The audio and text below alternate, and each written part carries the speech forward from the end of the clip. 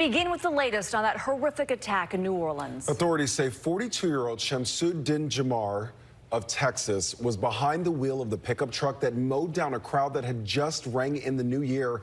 They believe the Army veteran was inspired by ISIS when he raced through Bourbon Street, calling it an act of terror. By the time it was over, 15 people were dead and dozens injured.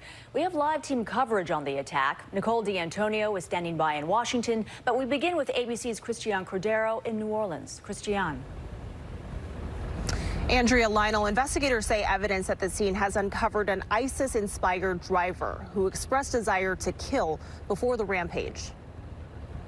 This morning, the careful work of gathering evidence continues just over 24 hours after the carnage of New Orleans' most famous street. New video shows the speed of the pickup truck that plowed into people, killing at least 15 and injuring many more. We have dozens of people that got hit by this car. Surveillance video shows the truck flying an ISIS flag coming down Canal Street around 3:15 a.m. before turning onto Bourbon and speeding into the crowd. The truck narrowly missing Zion Parsons, but his friend was directly in the path. We ran one way, so like about 5 feet away from the curb, and we ran into the bar to be protected by the little divot. So I'm moving people out of the way to try to find her. I'm saying, nah, like, where is she? And I turn my head, and it's her in the street. Authorities identifying the suspect as 42-year-old Shamsud-Din Jabbar, a U.S.-born citizen and Army veteran from Texas, who they say was inspired by ISIS to kill. They say he was speeding down Bourbon wearing body armor and firing an AR-style rifle out of the truck, racing about 3 blocks before crashing, stepping out and opening fire again, wounding 2 police officers. Inside that Ford F-150, authorities say they found multiple homemade pipe bombs packed with nails. Sources tell ABC News on that flagpole, wrapped in that gray jacket, is a black flag bearing the ISIS insignia. A fire at an Airbnb near Bourbon Street yesterday morning is now reportedly being linked to Jabbar.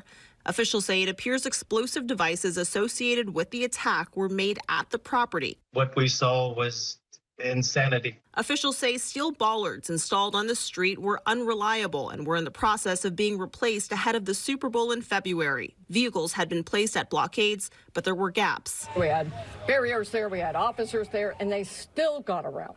So we did indeed have a plan, but the terrorists defeated it. City officials say they questioned the construction timeline, wondering why the replacement didn't happen months ago. Why is that construction happening now, and why is it so delayed? So much so that we actually brought it up at a meeting that we just had on Monday, at our council meeting on Monday. This construction should have happened much earlier, and everything really should have been ready and in place, fixed, repaired, ready to go now. Authorities are asking anyone who had contact with Jabbar in the days before the attack to contact the FBI. Andrea? Christian, thank you. Well, it appears Jabbar had pledged allegiance to ISIS in several videos posted on Facebook. We're learning more about that connection to the terror group, his military service, failed marriages, and financial struggles. ABC's Nicole D'Antonio has the latest.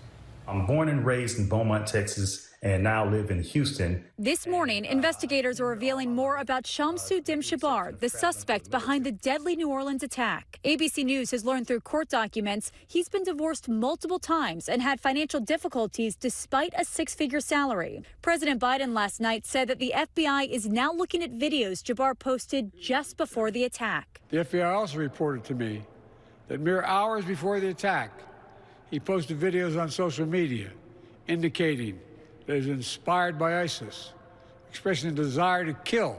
The videos appear to have been made as he drove from Texas to New Orleans. Sources tell us he also spoke about his divorce. He spoke about maybe wanting to kill his own family before deciding ultimately to turn a vehicle onto Bourbon Street. Jabbar served in the Army in an administrative role from 2007 until 2015 and deployed once to Afghanistan in 2009. He then served in the Army Reserve until 2020. He received several medals and is believed to have been honorably discharged. Since 2021, Jabbar had worked at the accounting firm Deloitte. The company saying, quote, "We are outraged by this shameful and senseless act of violence and are doing all we can to assist authorities in their investigation." Sources say they believe Jabbar was radicalized radicalized in the last few years and that the war in Gaza may have further radicalized him. His former classmate is in disbelief. It hurts. That's not the Shem that I knew back in middle school. He did this, and he hurt so many people. It's just hard to wrap my brain around that. Investigators are also focusing on the assault-style rifle and a handgun recovered from the scene, and multiple IEDs found in the vehicle and other places in the French Quarter. Now investigators are attempting to figure out what ties he had to ISIS beyond the flag that was recovered from his vehicle. And officials are openly expressing their concern that Jabbar had help, but as of right now, there's no hard evidence there are any co-conspirators. We will continue to follow this very closely. Lionel. All right, Nicole, thank you. Meantime, the owner of the pickup truck used in the Bourbon Street attack is now speaking out. Rodrigo Diaz confirmed to ABC News that he rented out his Ford F-150 truck through the Turo app, which is a car-sharing company, and he told us that he has been talking to the FBI. His wife was in tears, saying they are devastated. Now to the victims in the attack. They include a recent high school graduate, a former college football player, and a single mother. The victims were on Bourbon Street to celebrate the new year. Instead, their lives were cut tragically short. A football star, a young mom, an aspiring nurse. It's senseless. You know, it makes you you get angry. Why? This morning, friends and families are in mourning for the victims of the New Orleans attack. Among those killed, 37-year-old Reggie Hunter, the dad of two, visiting the city with his cousin when he was run down by the attacker. You just think, like, this young guy, great dad, sense of humor, funny, hardworking, love his family, you know, his sisters, his brothers, cousins, love everybody. And to just go out and have fun, and you are murdered for no reason by someone that you don't know, someone that you've never done anything to, never seen before. No justifications, no nothing. 27-year-old Nicole Perez was a single mother, juggling work and raising her 4-year-old son. She was being a mother and a father, and she was doing a really good job. While 18-year-old Nikira Dido was just days away from starting nursing school, her mother says she warned her to stay away from the area. As I said, well, make sure you don't go to New Orleans like you snuck last time. Matthew Tenedorio's family had also worried about his plans to go to Bourbon Street, but he decided to go. That was the last conversation they had. All I could do was just hug him and tell him, I love you, Happy New Year, please text me when you get home.